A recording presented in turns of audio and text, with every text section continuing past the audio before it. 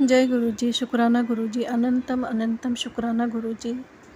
प्यारी प्यारी संगतों को जय गुरु जी। मैं गुरु जी की बेटी अपना शुक्राना सत्संग मेनका जी के चैनल पर शेयर कर रही हूँ। गुरु जी मेनका जी को और उनके परिवार को खूब ब्लेस करें। सत्संग शुरू करने से पहले मैं गुरु जी का महामंत्र जाप करूँगी। ओम नमः शिवाय। शिव जी सदा सहाय। ओम नमः शिवाय। गुरु जी सदा सहाय। संगत जी, बहुत सालों से मेरे दांतों की जो प्रॉब्लम थी गुरुजी ने वो अब ठीक कर दी। दांतों की बहुत अच्छे से क्लीनिंग हो गई, जो बहुत ज़रूरी थी। और उसी दिन गुरुजी का मैसेज आया, बेटी तेरी दांतों की समस्या अब ठीक होगी। जय गुरु जी, शुक्राना गुरु जी, अनंतम अनंतम शुक्राना गुरु जी। संगत जी, गुरु जी बहुत प्यारे हैं। अपनी संगत के शरीर में जो भी पीड़ा दिक्कतें होती हैं वो ठीक कर देते हैं। जय गुरु जी, शुक्राना गुरु जी। कई दिनों से गुरु जी का मैसेज आ रहा था, बेटी शुक्राना कर, तेरे रुके हुए काम बनेंगे। तो शुक्राना क्यों नहीं करती? माफ़ करना गुरु जी अपनी इस आलसी बेटी को। आलस कहूँ या नेगेटिविटी कहूँ, संगत जी कई दिनों से मेरी तबीयत ठीक नहीं है। न खाना खाने का मन हो रहा है, न ही पानी पीने का मन हो रहा है। बार बार चक्कर आ रहे हैं और खाना खाने के बाद वॉमिट जैसा फील होता है। और वॉमिट करने की कोशिश करती हूँ तो वो भी नहीं हो रहा है। रात को ठीक से नींद भी नहीं आती और बीच बीच में मेरी नींद टूट रही है। गुरुजी ने टेलीपैथी से कहा अपना बीपी चेक करा ले। मेरी ननद के पास बीपी का मशीन है, उसमें मैंने चेक किया। बीपी 155 था संगत जी, जबकि मेरा बीपी 120-130 से ऊपर कभी नहीं जाता। इस बार 150 के ऊपर चला गया। संगत जी, गुरुजी के दामाद को भी बीपी का दवा लेते हैं 5 mg का। वो दवा अपने पर्स में रखते हैं संगत जी। 2 दिन से उनकी भी बीपी की दवा ख़त्म हो गई थी। मुझे डॉक्टर ने कहा था अगर बीपी बढ़े तो उसमें से आधी गोली खा लेना। तो संगत जी, गुरुजी के दामाद दवा लेकर आए और मैंने उसमें से आधी बीपी की गोली खा ली। मुझे अब अच्छा महसूस हो रहा है। शुक्राना गुरुजी, शुक्राना, अनंतम अनंतम शुक्राना गुरुजी। संगत जी, गुरुजी अपनी संगत को तकलीफ़ में नहीं देख सकते। गुरुजी कहते भी हैं मैं तुझे डॉक्टर के हॉस्पिटल में नहीं जाने दूंगा। जय गुरुजी, शुक्राना गुरुजी, मेरे प्यारे प्यारे गुरुजी। संगत जी, आज गुरुजी का मैसेज आया था, जा तेरे पति के काम को मैंने बरकत डाल दी। शुक्राना गुरुजी, शुक्राना, अनंतम अनंतम शुक्राना गुरुजी। संगत जी, पिछले महीने उनके काम में बहुत लॉस हो रही थी, पैसेंजर नहीं मिल रहे थे। फिर भी ऐसे सिचुएशन में भी गुरुजी ने घर में किसी भी चीज़ में कमी होने नहीं दी। कहाँ से पैसे आते थे, कहाँ से घर के सामान आ जाते थे, घर का मेंटेनेंस, लाइट बिल और गाड़ी का EMI, घर का EMI, सब कुछ मैनेज हो जाता। जय गुरुजी, शुक्राना गुरुजी, अनंतम अनंतम शुक्राना गुरुजी।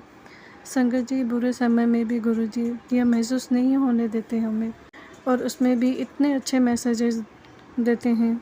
तू चिंता छोड़, सिर्फ चिंतन कर, सब मेरे ते छोड़ दे, तेरा कोई काम नहीं रुकेगा, बस कर्म अच्छे रख।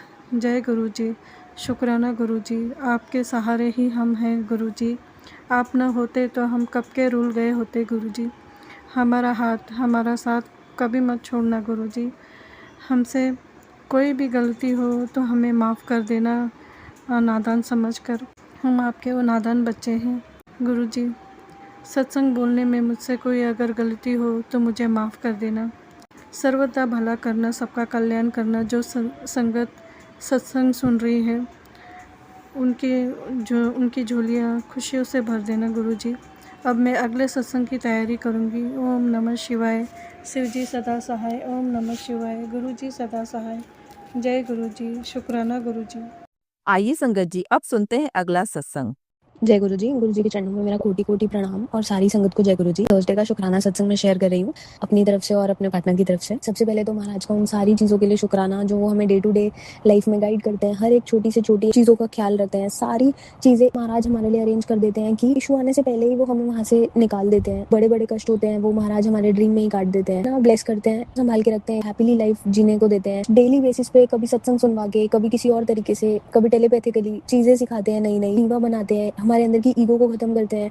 उन सब के लिए महाराज का बहुत बहुत शुक्राना। हर एक श्वास देने के लिए महाराज का बहुत बहुत शुक्राना। और सबसे ज़्यादा शुक्राना इस चीज़ का कि महाराज ने मुझे ये सेवा दी है कि हम दोनों की तरफ से मैं शुक्राना सत्संग शेयर कर पाती हूँ। आज का मेरा पहला सत्संग जो है वो महाराज ने ऐसा बोलते थे शिव पुराण पढ़ा करो, और अभी पिछले काफ़ी टाइम से मैंने अपने पीछे जितने भी सत्संग शेयर किए सब में मैंने बताया कि हम दोनों के ऊपर बहुत ब्लैक मैजिक और नेगेटिविटी करी जा रही है, क्योंकि कुछ लोग हैं जो नहीं चाहते कि हम साथ में रहें, साथ में खुश रहें। जो भी वो नेगेटिव लोग हैं महाराज ने उनके चेहरे भी दिखाए।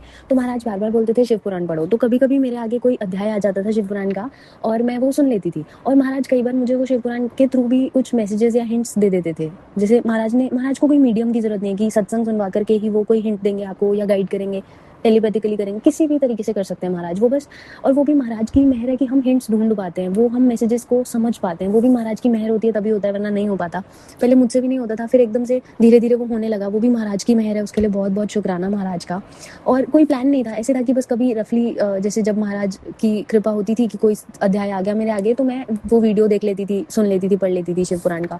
बट ऐसे कोई फ्लो में हो नहीं पा रहा था रेगुलर उस पर, या पूरी शिव पुराण हो रही हो। और महाराज कहते थे कि दोनों को पढ़नी है, क्योंकि जो भी वो नेगेटिव चीजें हम दोनों पे हो रही है, हमारे रिश्ते पे हो रही है, तो महाराज तो अपनी तरफ से पूरा हमारे लिए कर ही रहे हैं सब कुछ, बट हमारा भी तो एज अ ह्यूमन बीइंग कोई एफर्ट है। हम भी तो अगर भक्त हैं तो बात सुने महाराज की। महाराज ने ही फिर मेहर करी और हम दोनों को सावन के महीने में ही शिव पुराण पढ़ने का ब्लेस किया महाराज ने, और दोनों की स्टार्ट तो हो गई है और कंप्लीट भी महाराज करवाएंगे मैं जानती हूँ। तो इसके लिए महाराज का बहुत बहुत शुक्राना। सबसे ज्यादा कि जो मेरे वो पार्टनर वो एक तरीके से नास्तिक हो चुके थे, और वो अगर कभी पूजा पाठ करी भी होगी उन्होंने, तो वो कभी ऐसे तो नहीं थे कि वो ऐसे धार्मिक ग्रंथ पढ़े या जाप किया करें, नाम सिमरन किया करें, बट मतलब बस थोड़ी बहुत पूजा पाठ वाले। और उससे भी वो जब पिछले काफी टाइम से वो नास्तिक ही हो चुके थे एक तरीके से। और महाराज ने भी मुझे कई सत्संग में ऐसा सुनवाया कि नास्तिक है, कई बार ऐसे कन्वे किया महाराज ने टेलीपैथिकली भी कि नास्तिक है, क्या करूँ। एंड मुझे ये था कि नहीं महाराज, जो करना है आप ही ने करना है, आप तो कुछ भी कर सकते हो, तो बना दो नास्तिक को आस्तिक। और फिर महाराज कहते थे कि मैं देखिए इसको, देखना कितना बड़ा भक्त बनेगा ये।